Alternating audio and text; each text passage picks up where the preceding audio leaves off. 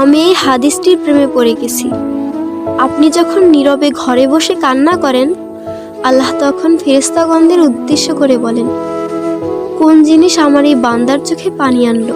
ফেরেশতাগণ বলেন, আপনার বান্দা সুখে নেই, আপনার বান্দা অনেক দিন হাসেনি। এই বলে ফেরেশতাগণ কান্না করতে থাকেন এবং আল্লাহকে বলেন, হে আমার রব, আপনি জানেন আপনার এই বান্দার হৃদয়ে কি রয়েছে, অতএব আপনি তার জন্য সবকিছু সহজ করে দিন। আল্লাহ বলেন, আমার এই বান্দা এমন কিছু জীবন থেকে হারিয়ে ফেলেছে যা সে অধিক ভালোবেসেছিল। অতএব আল্লাহ বলেন, আমি শপথ করছি, আমার বান্দা তার জীবন থেকে যা হারিয়েছে এর চেয়ে উত্তম জিনিস তাকে এনে দেব, যা দেখে দুনিয়া ও আখিরাতের সবাই বিস্মিত হবে। আলহামদুলিল্লাহ।